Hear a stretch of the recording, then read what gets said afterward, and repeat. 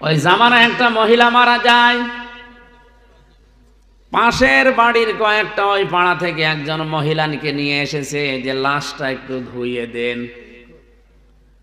একজন মেয়ে লোককে ধোয়ানোর জন্য আর একজন মেয়ে লোক লাগবে না?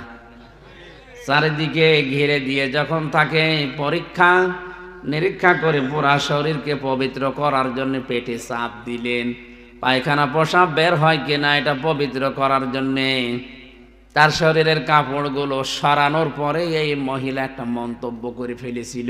খুব ভালো করে খেয়াল করে শোনেন।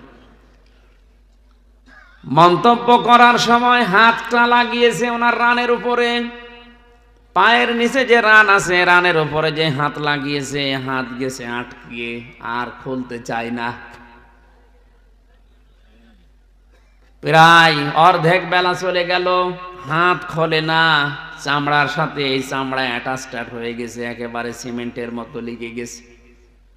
এলাকায় যে ইমাম আছে তাকে জিজ্ঞাসা করছে কি করা যায়, উনি ফতোয়া দিলেন এক কাজ করেন, জীবিত মানুষদের তো আর হাত কেটে ফেলা যাবে না, ওই মহিলা যে মারা গেছে তার ওই জায়গা থেকে কেটে বাদ দিয়ে দেন। কিন্তু যার বউ মারা গেছে ওই স্বামী বলছে না, আমি এটা হতে দেব না, আমার বউ ভালো মানুষ ছিল, আমার বউ নেককার মহিলা ছিল,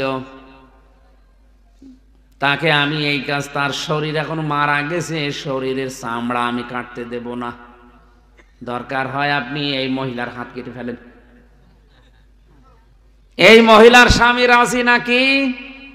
আমরা ওই পাড়া থেকে আসলাম উপকার করার জন্যে, আমাদের কোনো লাভ ছিল না, আপনার বউ তো মারাই গেছে, ধোয়ানোর জন্য তো লোক লাগে, দাফন কাফনের জন্য আমরা এসেছিলাম প্রতিবেশী হিসাবে সাহায্য করার জন্য, এসে একটা বিপদে পড়ে গেছে, আর আমার জীবিত বউকে তাজা বোর হাত কেটে নেবেন আপনি, আমি জীবনও হতে দেব না, আমার বউ অনেক ভালো নেককার। মা বোনেরা যারা এসেছেন, এই ঘটনা থেকে ৩-৪টা শিক্ষা আমি বের করতে পারবো ইনশাল্লাহ, ভালো করে খেয়াল করে শুনবেন। এই আছেন তো আপনারা? এতটুকু পর্যন্ত শেষ না, জেলার ইমাম, রাজধানীর ইমাম যারা আছে তাদেরকেও ডাক দেওয়া হয়েছে, বড় বড় আলেম এসেছে, বলছে না কোনো সমাধান আমরা পাচ্ছি না। ওই দেশের প্রধান বিচারপতি তখন ছিলেন মদিনার ইমাম মালিক রহমতুল্লাহ আলাইহি, জগৎ বিখ্যাত আলেম তিনি, তাকে ডাক দেওয়া হয়ে গেল যে আপনি আসেন, সমাধান তো করা যাচ্ছে না, সারা দিন কেটে যাচ্ছে, এই মহিলার তো এখন পোশাক পায়খানার প্রয়োজন, খাবার দাবারের প্রয়োজন, কি করা যায়? উনি বললেন ঠিক আছে ব্যবস্থা করো, একটা ময়দানে আমি আসতেছি, মেয়েদেরকে আলাদা পর্দার ভেতরে দিয়ে পর্দার আলায় দাঁড়িয়ে ইমাম মালিক রহমতুল্লাহ আলাইহি ডাক দিলেন মহিলাকে, এ মহিলা এদিকে তাকাও, ভালো করে লক্ষ্য করো, আমি ইমাম মালিক বলছি, এদেশের প্রধান বিচারপতি, চিফ জাস্টিস, মুসলমানদের ঈমান কেমন হওয়া দরকার, প্রধান বিচারপতির যোগ্যতা কি কি হওয়া দরকার, এই ঘটনার ভেতরে আপনি পাবেন। ইমাম মালিক রহমতুল্লাহ আলাইহি মহিলাকে জিজ্ঞাসা করলেন কি কি হয়েছে, একেবারে প্রথম থেকে পর্যন্ত সব আমাকে শোনাও পর্দার আড়াল থেকে। মেয়েটা বলছে এই হয়েছে। ইমাম মালিক কথাগুলো শোনার পরে বললেন কই কিছু তো মিলছে না, তোমার হাত তো লেগে থাকার কথা না, আমার কাছে কিন্তু রাডার আছে, কোরআনে কারীম আছে, আমার কাছে হাদিস আছে, আমি আজ পর্যন্ত কোরআন এবং হাদিস দেখে কোনো ফতোয়া দেইনি, কোরআন হাদিসের ফতোয়া আমার প্রায় সব জানা আছে, আমি রাডার দিয়ে কিন্তু ধরে ফেলবো, তাড়াতাড়ি বলো কি করেছো তুমি। মেয়েটা তো ভয় পেয়ে গেছে, কথা বলতে আর নারাজ, রাজি না, বলছেন যা বলেছি এতটুকুই। ইমাম মালিক বললেন না, কোরআনে কারীমের আয়াত আমার আল্লাহ নাযিল করেছে যেটা একটাও মিথ্যা না, ওয়া তাম্মাত কালিমাতু রাব্বিকা সিদকাও ওয়া আদলা লা মুবাদদিলা লিকালিমাতিহি ওয়া হুয়াস সামিউল আলীম। সূরা আনআমের 115 নম্বর আয়াতটা তিনি বললেন।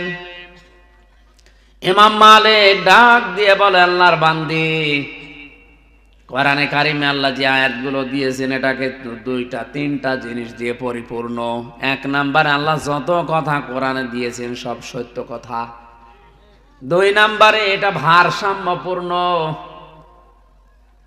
এটা ন্যায় বিচার দিয়ে পরিপূর্ণ করা।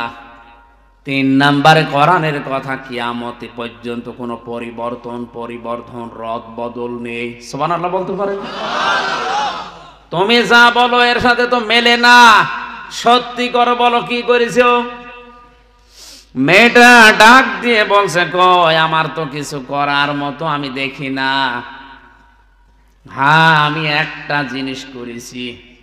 আমি যখন তার কাপড়টা তুললাম শরীর থেকে, পায়খানা প্রসাব পরিষ্কার করার জন্য কাপড় যখন লজ্জাস্থান থেকে সরিয়েছি, তখন তার এই রানের উপরে যে হাত রেখেছিলাম এই সময় একটা মন্তব্য করেছিলাম। মন্তব্যটা কি? যে এই মহিলার সাথে আমি একজন পুরুষ মানুষকে হেঁটে যেতে দেখেছিলাম। ওই দিন থেকে আমার মনের ভেতরের উপর একটা খারাপ ধারণা ছিল, তুমি উপরে উপরে খুব ভালো মানুষ মনে করো, তোমার সাথে একটা পুরুষকে আমি হেঁটে যেতে দেখেছি, অথচ ওই পুরুষটা কে ছিল আমি ওটা জানতাম না। আন্দাজে কাউকে দেখে আশেপাশে ধারণা করা, একটা মানুষ হেঁটে যাচ্ছে, তার পাশে যদি মহিলা থাকে ওটা তো তার বোনও হতে পারে, মাও হতে পারে, খালাও হতে পারে। কথা বলেন না কেন?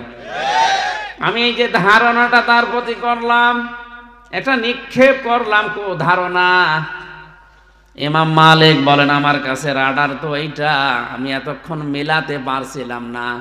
সূরা নিসার 112 নম্বর আয়াত আমার জানা আছে, ওয়ামাইয়া কাসিবে খাতিয়াতান আও ইসমান সুম্মা ইয়ারমি বিহি বারিয়ান ফাকাদ ইহতামালা বুহতানা ওয়া ইসমাম মুবিনা। আল্লাহ পাক বলেন, দুনিয়ায় এমন অনেক মানুষ আছে নিজে অন্যায় করে, নিজে খারাপ কাজ করে, আর এই অন্যায়টা একটা ভালো মানুষের উপরে চাপিয়ে দিয়ে নিজে ভালো সাজে। এই লোকটা যেন প্রকাশ্য পাপের বোঝা বহন করে নিয়ে বেড়াচ্ছে। তুমি নিজে হয়তো এরকম কোন কাজ কারবার করে বেড়াও, আর এই লোক এই মহিলার উপর একটা খারাপ ধারণা করে এক ধারণা নিক্ষেপ করলে, এই কারণে আল্লাহ তোমার শাস্তি দেওয়ার জন্য ব্যবস্থা করেছে।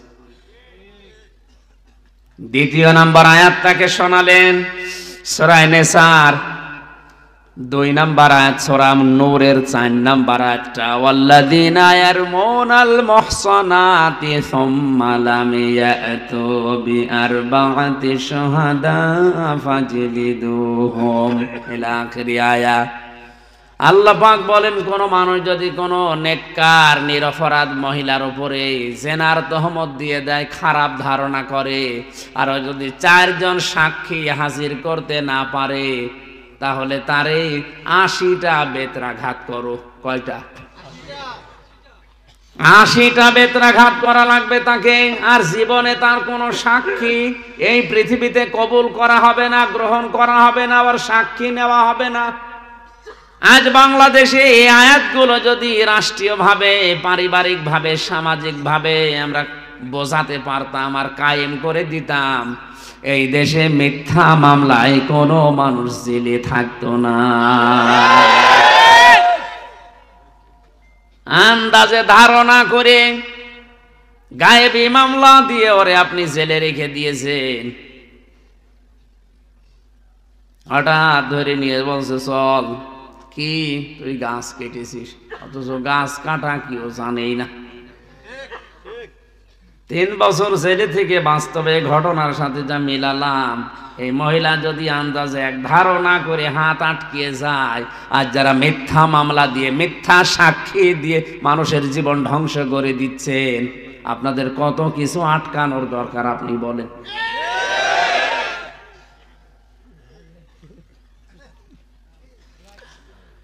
ইমাম মালিক রাহমাতুল্লাহ আলাইহি বলেন, আল্লাহর বান্দি,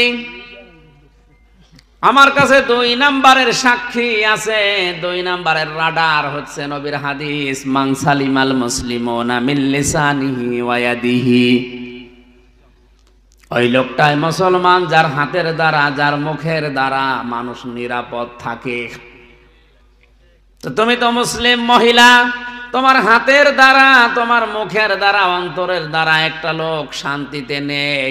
এই হাত মানে শুধু এই হাত না, ক্ষমতার হাত, টাকা পয়সার হাত, প্রভাব প্রতিপত্তির হাত। মুখ মানে শুধু এই মুখ না, অন্তরেরও মুখ আছে। এই সমস্ত জিনিস দ্বারা মানুষকে কষ্ট দেওয়া, এটা আর মুসলমান থাকে না। আন্দাজে ধারণা করলে কোন কারণে বলো?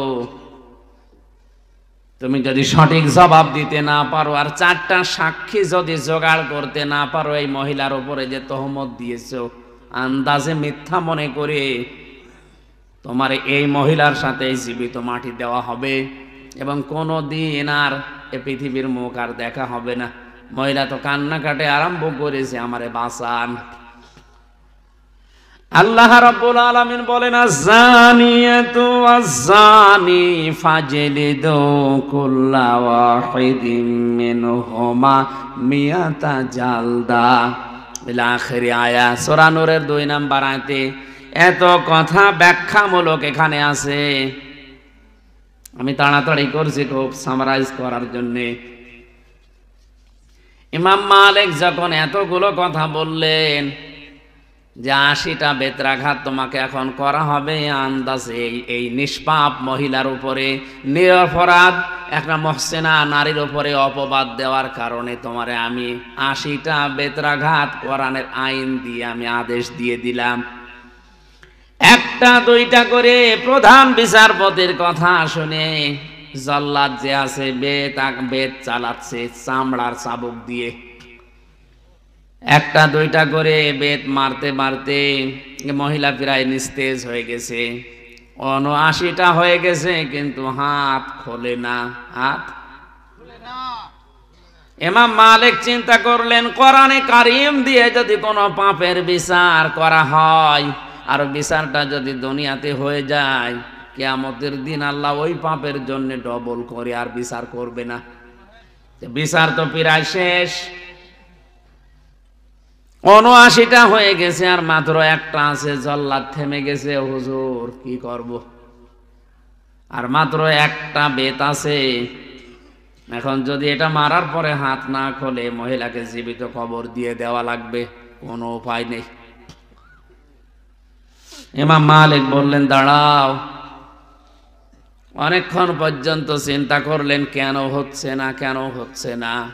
কোরআনে কারিমের আয়াত তো মিথ্যা হওয়ার কথা না। আল্লাহ 80টার কথা জানিয়েছেন, 81টা না। কয়টা? 80টা বেত্রাঘাতের কথা আছে। মহসেনা নিরপরাধ নিষ্পাপ যে মহিলা অজ্ঞ, জানে না কিছু সে বিষয়, আন্দাজে তার উপরে যদি কোনো সেনার তহমত কেউ দেয়, আজ ধর্ষণ মামলা মিথ্যা দিয়ে কত মানুষকে আপনি জেলে পাঠাচ্ছেন, আপনি চিন্তা করেছেন? আমার তো মনে হচ্ছে বাংলায় হাজারো ম্যাজিস্ট্রেট, হাজারো জজ, হাজারো বিচারপতি এই ঘটনার সাথে মিলিয়ে ওরা ধরা খেয়ে বসে আছে।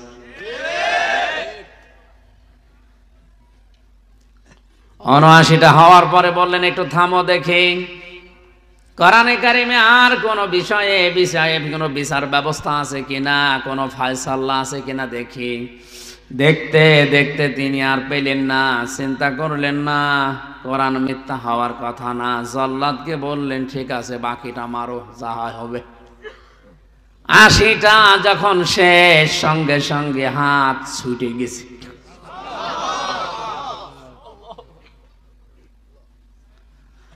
গাজীপুরবাসী ইমাম মালিকের এই ঘটনাটা কয়েক মিনিটে বলার আমার উদ্দেশ্য ছিল এই যে জাতিকে সতর্ক করছে, যারা আজ মিথ্যা সাক্ষী দিয়ে, মিথ্যা মামলা দিয়ে, মিথ্যা তহমত দিয়ে মানুষের জীবনটা ধ্বংস করে দিচ্ছেন, আপনার কি হবে আমি আশা করছি কয়েকটা পয়েন্টে আপনি বুঝে ফেলেছেন। এরপরেও যদি কেউ শিক্ষা নিতে না চান, আমার তো সতর্ক করার দায়িত্ব করলাম, এখন আপনি থামেন। আপনি যদি এখনই থেমে যান, আল্লাহর কসম বাংলাদেশের এই 1 লাখের উপর এখন মানুষ ছেলে আছে সারা বাংলাদেশ মিলে, 10,000ও থাকবে না, 90,000 বেরিয়ে যাবে। আমার মামলাও তো ঢিসমিস হয়ে যাওয়ার কথা। কোন কারণে আপনি আন্দাজে একজনের দোষ আর একজনের উপরে চাপিয়ে দিলেন?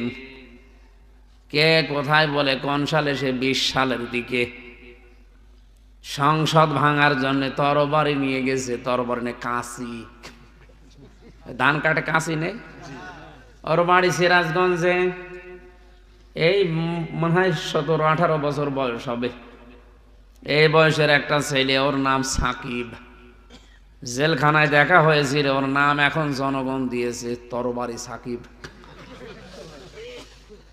ওরে পুলিশ ধরেছে সংসদের সামনে, এই বেটা কি করিস? বলুন সংসদ ভেঙে ফেলবো।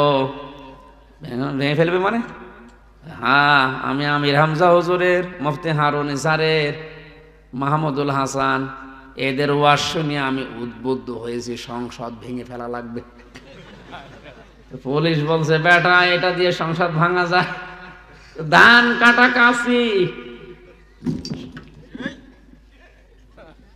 সংসদ বোম মারলে ওড়ে না, আর তুমি সেই সিরাজগঞ্জ থেকে এসেছো, এটা ভেঙে ফেলবা, তার কাঁচি দিয়ে, শাবল নিয়ে আসলেও তো হইতো। তারপরও বানিয়ে ওকে সাজিয়ে বলে, ঠিক আছে, যাদের ওয়াজ শুনেছে তাদের ধরে নিয়ে গেল। আমি বললাম, কই রিমান্ডে যে আমার একটু দেখান তো, আমি কোন ওয়াজ করেছি যে সংসদ ভাঙা লাগবে?